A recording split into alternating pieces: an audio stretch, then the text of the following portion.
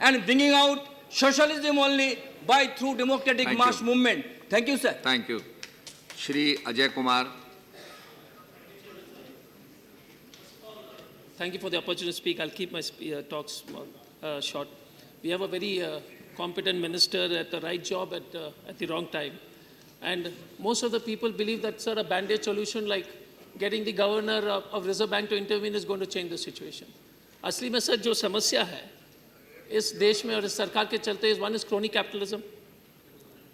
और crony capitalism का अगर आप छोटा सा उदाहरण अगर कोल माइन में देख लीजिएगा सर कि जिस तरह से जिस कंपनी को इन्होंने कोल अलॉट किया था, एक कोल माइन से इनकी 35 साल तक प्रोडक्शन चल सकता था, लेकिन उसके बावजूद भी इन्होंने जो है 8-10 कोल माइन किसी एक कंपनी को दिया. हर जगह चर्चा चल रही है सर कि जैसे कि विस्पर इन द कॉरिडोर से एक सरकारी रूमर्स चलती है, उसमें एक मशहूर लॉबीइस्ट के टेप्स के बारे में बात चल रही है.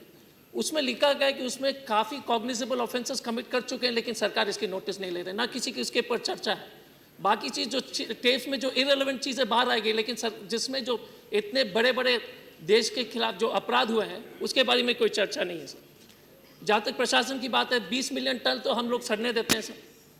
तो आखिरी में सर अगर हम देख लिए गए ऐसा समस्या है कि सर मान लीजिए आपका 5 रुपये का कॉइन गिर जाता है, आपको मालूम है कि वो टेबल के नीचे है, लेकिन हम खोज रहे हैं यहाँ पर क्योंकि इसको ये आसान है. इस देश का सबसे बड़ा समस्या सर मैल गवर्नेंस है. और छोटा सा उदाहरण है सर, अभी तो विदेशी कंपनी ने सिर्फ $3 मिलियन का पैसा निकाला है. यदि ये स्थिति चलती जाएगी तो 200 बिलियन अरब का पैसे निकालेंगे तो इस देश का क्या होगा. हम ज़्यादा आपका समय नहीं लेंगे, लेकिन सर पीएसयू का स्थिति देख लीजिए. 12% लोन जो है पीएसयू का टोटल जो है कुछ कंपनियों को दिया गया है, लेकिन आम आदमी जाता है बस लोन या एजुकेशन लोन के लिए तो आप उसको दौड़ा देते हैं. Around 5 lakh crore are with few companies. तो बाकी प्राइवेट बैंक में ये समस्या नहीं होता है सर, सिर्फ पीएसयू बैंक में क्यों होता है? क्योंकि सरकार दबाव डालती है कि इनको लोन दे दीजिए. तो आप इससे स्पष्ट है कि इस देश में जो है सर क्रोनी कैपिटलिस्ट कुछ लोग का देश है. नहीं सर, छोटी सी बात, आयरन ओर का देख लीजिए.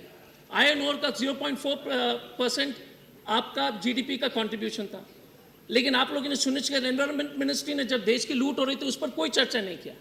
और जब अगर हम ठीक ढंग से अगर एनवायरमेंट मिनिस्ट्री इस पर रहते तो आयरन ओर एक एक्सपोर्ट जोन हो सकता था, लेकिन इस तरह से जिस तरह से गोवा या कर्नाटक में जिस तरह से हुआ होगा उसको तो हम रोक सकते थे.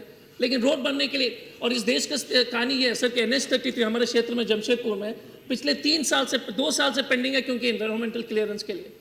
तो पूरा देश खाली हो जाता है, लेकिन आप रोड का क्लियरेंस के लिए संभव नहीं है. हमारे दोस्त भक्तचरण जी ने कहा था कि सर 2 मिनट और कल भी बोलने का मौका नहीं दिया तो 2 मिनट और सर. इंडोनेशिया में डिवैल्यूएशन हो रहा है, पाकिस्तान में हो रहा है, बांग्लादेश में हो रहा है.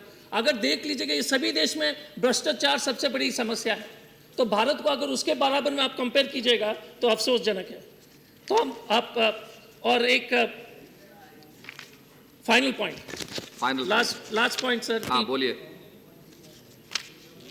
जिस तरह से सरकार ने राइट टू फूड बिल लाए थे, जिस सीरियसनेस से, यदि वो जीएसटी के बिल भी उसी सीरियसनेस से ले आते तो कुछ हद तक ये सरकार का अपनी इज्जत बचा सकते थे.